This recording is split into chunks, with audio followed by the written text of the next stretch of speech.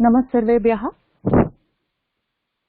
प्रतिदिनं श्रूयतां मूलं कार्यक्रमे सर्वेषां स्वागतम्।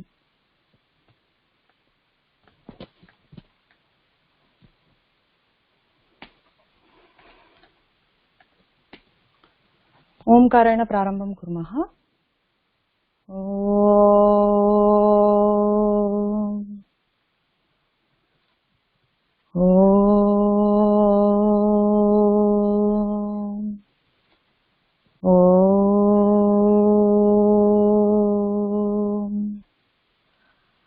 पठामि संस्कृतं नित्यं, वदामि संस्कृतं सदा, ध्यायामि संस्कृतं सम्यक्, वन्दे संस्कृतमातरम्। संस्कृतस्य प्रसाराय नैजं सर्वं ददाम्यहम्। संस्कृतस्य सदा भक्तो वन्दे संस्कृतमातरम्। संस्कृतस्य कृते जीवन्, संस्कृतस्य कृते यजन्, आत्मानमाहुतं मन्ये वन्दे संस्कृतमातरम्। हिन्दुधर्मं समाजं च पवित्रां संस्कृतिं तथा संरक्ष्य ननुकुर्याम विश्वं शान्तिसमन्वितम्।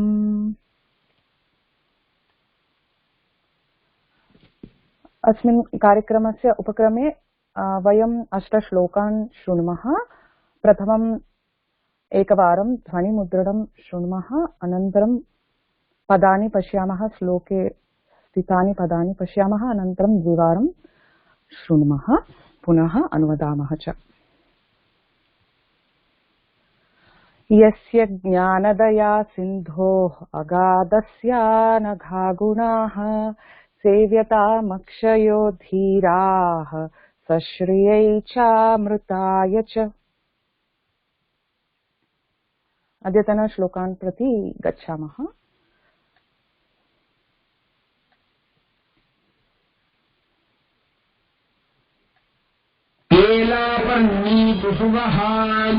रास्नायुक्तरसा चांगेरी लोनिका।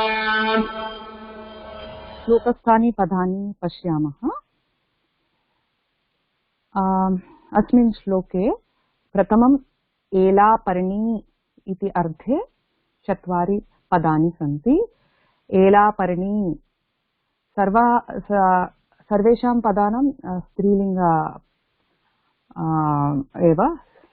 प्रथमम् एलापर्णी ईकारान्त, एलापर्णी मूलशब्दः, अनन्तरं सुवः आकारान्त, सुवः मूलशब्दः, रास्ना आकारान्त, रास्ना मूलशब्दः, युक्तरसा आकारान्त, युक्तरसा मूलशब्दः। एलापर्णी, सुवः, रास्ना, युक्तरसा एतेषां पदानाम् अर्थः एलापर्णी इति। अनन्तरं चुक्रिका आकारान्त स्त्रीलिंग, चुक्रिका मूलशब्दः। क्षम्यतां, ततः पूर्वं चांगेरी इति ईकारान्त चांगेरी मूलशब्दः। आम्ललोणिका इति अर्थे 5 पदानि सन्ति अत्र। चांगेरी, अनन्तरं चुक्रिका आकारान्त, चुक्रिका मूलशब्दः। दन्तशटा आकारान्त, दन्तशठा मूलशब्दः। अम्बष्टा आकारान्त, अम्बष्ठा मूलशब्दः। आम्ललोणिका इति आकारान्त, आम्ललोणिका मूलशब्दः। चांगेरी, चुक्रिका, दन्तशटा, अम्बष्टा, आम्ललोणिका इति 5 पदानि आम्ललोणिका इति अर्थे। एकवारं चित्राणि पश्यामः। प्रथमम् एलापर्णी, अनन्तरम् आम्ललोणिका चित्राणि पश्यामः। इति एलापर्णी, सुवः, रास्ना, युक्तरसा पर्यायवाच्य पदानां चित्राणि अत्र सन्ति। रास्ना इति प्रसिद्धः आयुर्वेद गुणयुक्त बहवः गुणाः सन्ति। तत्र पर्णानि मूलिका अपि उपयुज्यन्ते इति अहं चिन्तयामि। अनन्तरं क्षम्यताम्,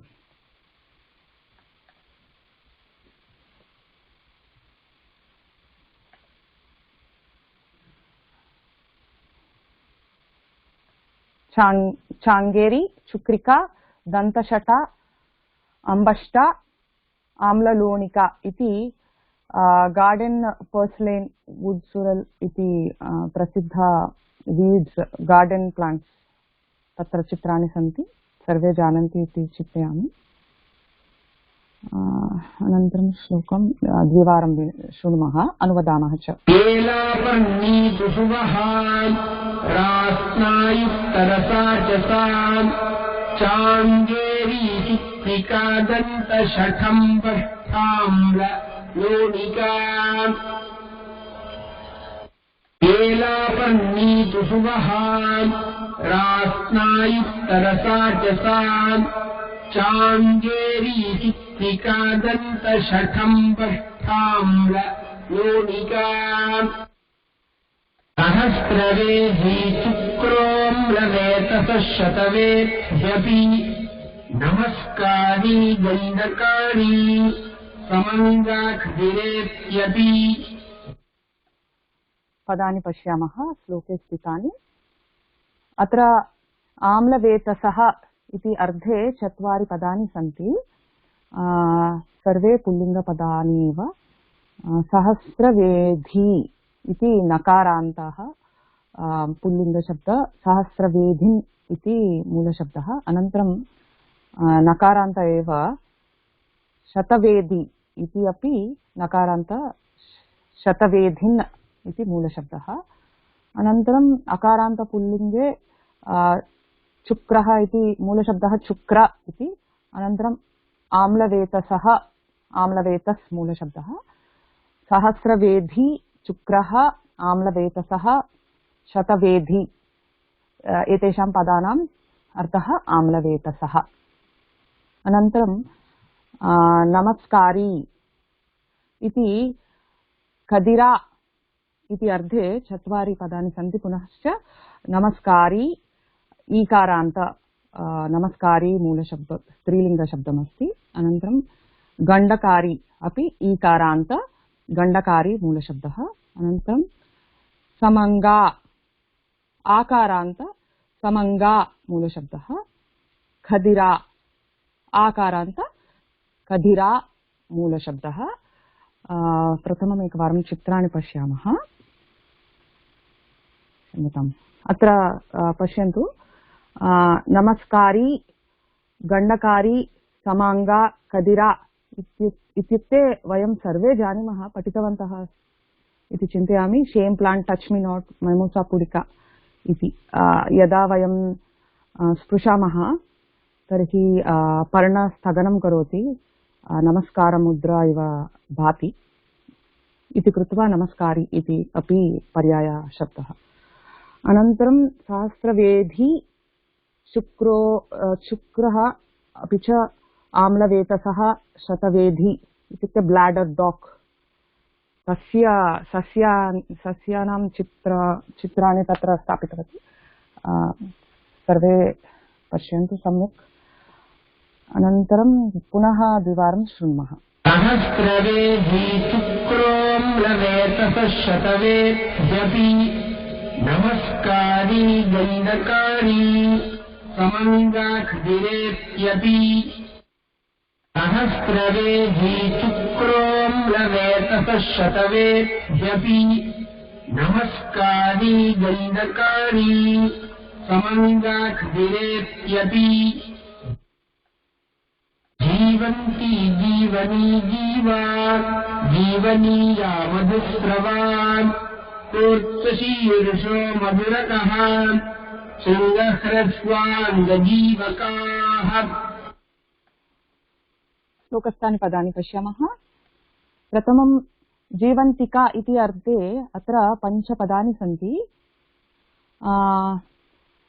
सर्वे पदानि स्त्रीलिङ्गपदानि एव। जीवन्ति इति जीवन्ति मूलशब्दः, ईकारान्त जीवन्ति मूलशब्दः, अनन्तरं जीवनी इत्यपि ईकारान्त जीवनी मूलशब्दः, अनन्तरं जीवा आकारान्त जीवा मूलशब्दः, जीवनीया आकारान्त जीवनीया मूलशब्दः, मधुश्रवा आकारान्त मधुश्रवा मूलशब्दः, जीवन्ति जीवनी जीवा जीवनीया मधुश्रवा। अनन्तरं कूर्चशीर्षः पदस्य अर्थः जीवकः, पञ्चपदानि सन्ति पुनश्च। तदनन्तरं कूर्चशीर्ष अकारान्त पुल्लिङ्गशब्दं, सर्वे पदानि अपि पुल्लिङ्गपदानि। मधुरक अकारान्त मधुरकः इति पदमस्ति। शृङ्गः अकारान्त शृङ्ग मूलशब्दः, ह्रस्वाङ्गः अकारान्त ह्रस्वाङ्ग मूलशब्दः, जीवकः अकारान्त जीवक मूलशब्दः। कूर्चशीर्षः मधुरकः शृङ्गः ह्रस्वाङ्गः जीवकः, सर्वेषां पदानाम् अर्थः जीवकः इत्येव। जीवन्तिका जीवकः इति अर्थे पदानि तस्य चित्राणि पश्यामः। अत्र जीवन्तिका जीवनी जीवा जीवनीया मधुश्रवा तस्य सस्यानि चित्राणि एवं सन्ति। तस्यापि बहूनि औषधीयगुणानि सन्ति तस्मिन्, जीवक इति प्रसिद्धः इति चिन्तयामि। अनन्तरं क्षम्यताम्, कूर्चशीर्षः मधुरकः शृङ्गः ह्रस्वाङ्गः जीवकाः इति नारिकेलवृक्षम् इति चिन्तयामि। अत्र कुत्रापि दृष्टा मया। अग्रे सरामः। जीवन्ति जीवनी जीवा जीवनीया मधुस्रवान् कूर्चशीर्षो मधुरकः शृङ्गह्रस्वाङ्गजीवकाः। जीवन्ति जीवनी जीवा जीवनीया मधुस्रवान् कूर्चशीर्षो मधुरकः शृङ्गह्रस्वाङ्गजीवकाः। किराततिक्तो भूनिम्बः अनार्यतिक्तोऽथ सप्तला विमला सातला भूरिफेना चर्मकषेत्यपि। अत्र चिरायता इति अर्थे त्रीणि पदानि सन्ति। किराततिक्तः इति अकारान्त पुल्लिङ्ग किराततिक्त मूलशब्दः, भूनिम्बः अकारान्त पुल्लिङ्ग भूनिम्ब मूलशब्दः, अनार्यतिक्तः अकारान्त पुल्लिङ्ग अनार्यतिक्त मूलशब्दः।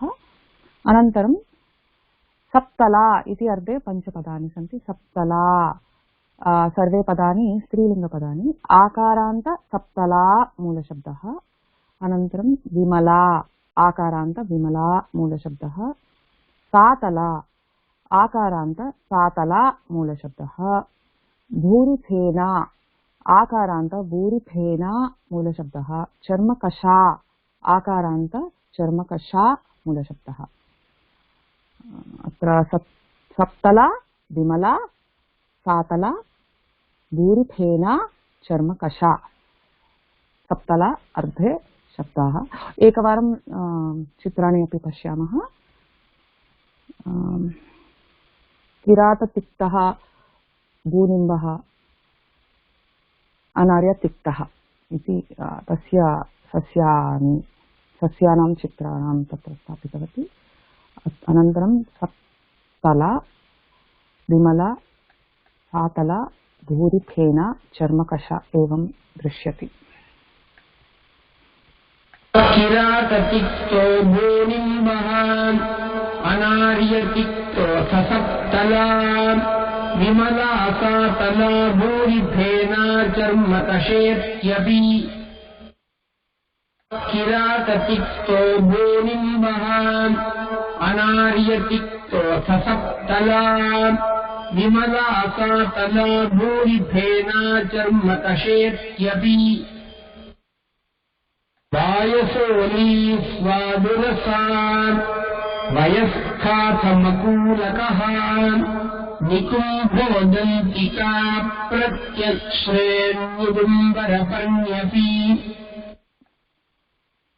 अत्र वायसोली इति अर्थे त्रीणि पदानि सन्ति सर्वे स्त्रीलिङ्गपदानि वायसोली इति मूलशब्दे अनन्तरं स्वादुरसा आकारान्त स्वादुरसा मूलशब्दः वयस्था आकारान्त वयस्था इति मूलशब्दः तदनन्तरं वज्रदन्ती इति अर्थे पञ्चपदानि सन्ति मकूलकः अकारान्त पुल्लिङ्ग मकूलक मूलशब्दः निकुम्भः अकारान्त पुल्लिङ्ग निकुम्भ मूलशब्दः अनन्तरं स्त्रीलिङ्गे दन्तिका आकारान्त स्त्रीलिङ्ग दन्तिका मूलशब्दः प्रत्यक्श्रेणी ईकारान्त प्रत्यक्श्रेणी मूलशब्दः उदुम्बरपर्णी ईकारान्त उदुम्बरपर्णी इति मूलशब्दः वज्रदन्ती इति एकवारं चित्राणि पश्यामः स्मारणार्थम् अत्र पश्यन्तु वायसोली स्वादुरसा वयस्था इति मूलानि उपयुज्यन्ते औषधे अनन्तरं मकूलकः निकुम्भः दन्तिका प्रत्यक्श्रेणी उदुम्बरपर्णी वज्रदन्ती इति अर्थे दन्ती वज्रदन्ती इति दन्तफेनी तस्मिन् उपयुज्यन्ते इति चिन्तयामि पुनः द्विवारं शृणुमः अनुमदामः च वायसोली स्वादुरसा वयस्थाथमकूलकः निकुम्भोदन्तिका प्रत्यक्श्रेण्युदुम्बरपर्ण्यपि वायसोली स्वादुरसा वयस्थाथमकूलकः निकुम्भोदन्तिका प्रत्यक्श्रेण्युदुम्बरपर्ण्यपि अजमोदातो ग्रगन्धा ब्रह्मदर्भायवानिका मूले पुष्करकाश्मीर पद्मपत्राणि परुष्करे पदानि पश्यामः अजमोदी मोदा इति अर्थे अत्र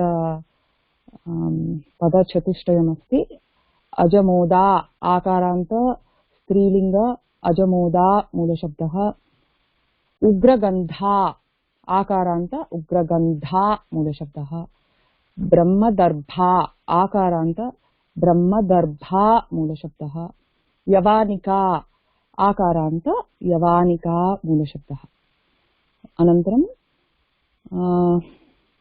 पुष्करमूलम् इति अर्थे चत्वारि पदानि सन्ति सर्वे नपुंसकलिङ्गपदानि पुष्करम् अकारान्त पुष्कर मूलशब्दः काश्मीरम् अकारान्त काश्मीर मूलशब्दः पद्मपत्रम् अकारान्त पद्मपत्र मूलशब्दः पौष्करम् अकारान्त पौष्कर मूलशब्दः पुष्करम् काश्मीरम् पद्मपत्रम् पौष्करम् इति पुष्करमूलम् इति समानार्थकाः चित्राणि पश्यामः अजमोदा सूग्रगन्धा ब्रह्मदर्भा यवानिका इति commonly used spice caraway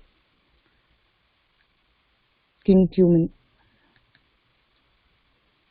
अस्तु अनन्तरम् अत्र पुष्करमूलम् इति इत्युक्ते काश्मीर ट्री इति उच्यन्ते मूले पुष्करः काश्मीर पद्मपर्णी पत्राणि अपि च पौष्करः इति समानार्थकः पुनः द्विवारं शृणुमः अजमोदातो ग्रगन्धा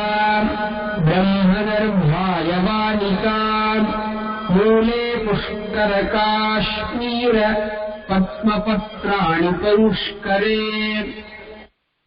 अजमो धातोऽग्रगन्धा ब्रह्मगर्भायवानिका मूले पुष्करकाश्मीर पद्मपत्राणि परुष्करे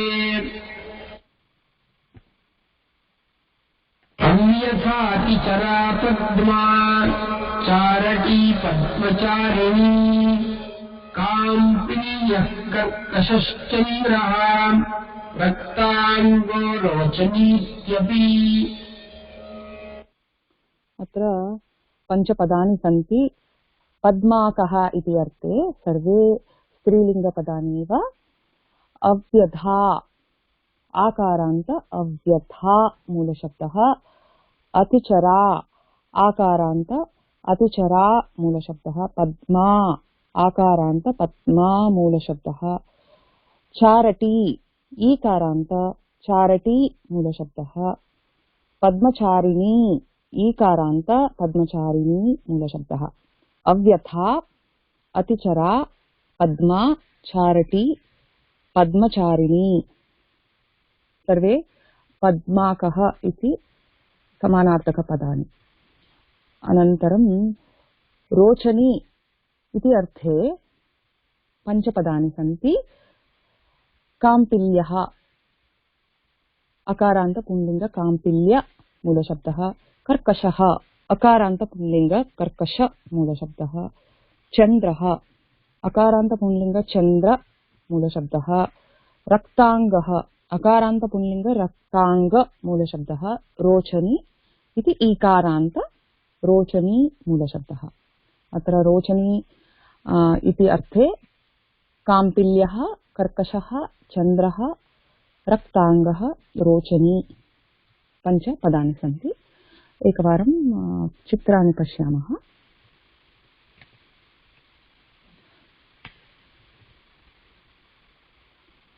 अव्यथा अतिचरा पद्मा चारटी पद्मचारिणी इत्युक्ते कॉन्फेडरेट रोज इति स्पीशीस्। सामान्य कुष्ठः अपि इति कुत्रचित् दृष्टा मया। तस्य चित्राणि पुष्पाणां चित्राणि तत्र स्थापितवती। अनन्तरं काम्पिल्यः कर्कशः चन्द्रः रक्ताङ्गः रोचनी तस्य फलानि एवं दृश्यन्ते। रक्तवर्णे सन्ति। रक्ताङ्गी इति कृत्वा रक्ताङ्गी रक्ताङ्गः। अग्रे सरामः। पुनः द्विवारं शृणुमः। अन्यथातिचरा पद्मा चारटी पद्मचारिणी काम्पिनीयः कर्कशश्चन्द्रः रक्ताङ्गो रोचनीत्यपि। अन्यथातिचरा पद्मा चारटी पद्मचारिणी काम्पिनीयः कर्कशश्चन्द्रः रक्ताङ्गो रोचनीत्यपि।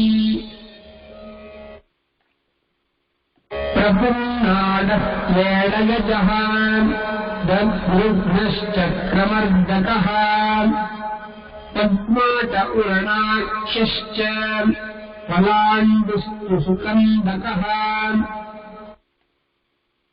अत्र पुन्नाटः इति अर्थे षट्पदानि सन्ति। प्रपुन्नाटः सर्वे पुल्लिङ्गपदानि एव। प्रपुन्नाट अकारान्त प्रपुन्नाट मूलशब्दः।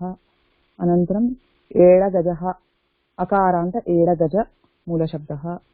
दद्रुग्नः अकारान्त दद्रुग्न मूलशब्दः। चकमर्दकः अकारान्त चकमर्दक मूलशब्दः। पद्माटः अकारान्त पद्माट मूलशब्दः। उरणाख्यः अकारान्त उरणाख्य मूलशब्दः। प्रपुन्नाट एडगजः तद्रुग्नः चकमर्दकः पद्माटः उरणाख्यः एतेषां पदानाम् अर्थः पुन्नाटः। अनन्तरं पलाण्डुः इति अर्थे पदद्वयमस्ति। पलाण्डुः उकारान्त पुल्लिङ्ग पलाण्डु मूलशब्दः। सुकन्दकः अकारान्त पुल्लिङ्ग सुकन्दक मूलशब्दः। पलाण्डुः सुकन्दकः। एकवारं चित्राणि पश्यामः। अत्र प्रपुन्ना अनन्तरम् एकवारं पश्यामि। प्रपुन्नाटः एडगजः। दद्रुग्नः चक्रमर्तकः पद्माटः उरणाख्यः। अनन्तरम् अन्ते वयं दृष्टवन्तः पलाण्डुः सुकन्दकः इत्युक्ते अनियन्। अस्तु पुनः द्विवारं शृणुमः। प्रपुन्नाडस्त्वेडगजः दद्रुग्नश्चक्रमर्दकः पद्माट उरणाख्यश्च पलाण्डुस्तु सुकन्दकः। प्रपुन्नाडस्त्वेडगजः दद्रुग्नश्चक्रमर्दकः पद्माट उरणाख्यश्च पलाण्डुस्तु सुकन्दकः। किञ्चित् समयम् अस्ति इति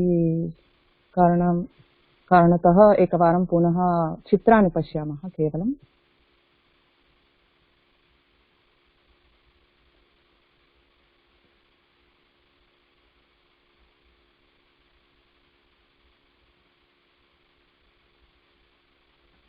एलापर्णी सुवह रास्न युक्तरस। अनन्तरं चाङ्गेरी चुक्रिका दन्तशट अम्बष्टा आम्ललोणिका। सहस्रवेदी शुक्रः अम्बवेतसः शतवेदी। नमस्कारी गंडकारी समांग खदिरा। जीवंती जीवनी जीवा जीवनीया मधुश्रवा। कूचशीर्ष मधुरकः शृंगः ह्रस्वांगः जीवकाः। सप्तला विमला सातला बूरिफेना चर्मकशा। अनन्तरं किराततिक्तः भूनिम्बः अनार्यतिक्तः। वायशोली स्वादुरस वयस्था। अनन्तरं मकूलकः निकुम्बः दन्तिका क्षम्यतां प्रत्यक्षश्रेणी उदुम्बरपर्णी। अजमोदा तूग्रगन्धा ब्रह्मदर्भा यवानिका। पुष्कर काश्मीर पद्मपत्राणि पौष्करः। अनन्तरम् अव्यथा अतिचरा पद्मचारिणी। काम्पिल्य कर्कशः चन्द्रः रक्तांगः रोचनी।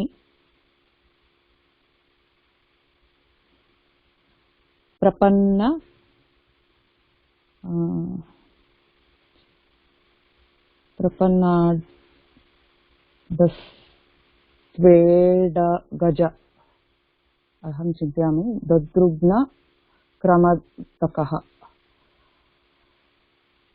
पद्माट उरणाख्यः। अनन्तरं पलाण्डुः सुकन्दकः। अस्तु समापयामः। एका मुख्यसूचना अस्ति।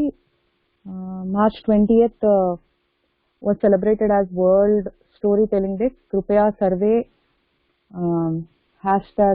#SBUK2022 अथवा SBU USA 2022 इति हैशटैग उपयुज्य एकां कथां स्वीकृत्य कृपया अपलोड कुर्वन्तु यूट्यूब मध्ये।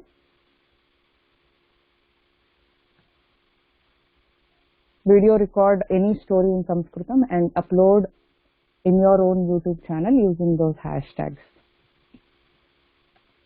अस्तु, एकवारं शान्तिमन्त्रम् उक्त्वा समापयामः। ॐ सर्वे भवन्तु सुखिनः, सर्वे सन्तु निरामयाः, सर्वे भद्राणि पश्यन्तु, मा कश्चित् दुःखभाग् भवेत्। ॐ शान्ति शान्ति शान्तिः।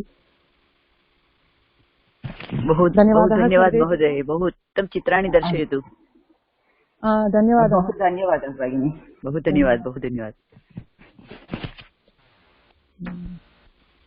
इदानीं कथामाला कार्यक्रमः भविष्यति, सर्वे अत्रैव स्थित्वा कथां शृण्वन्तु कृपया।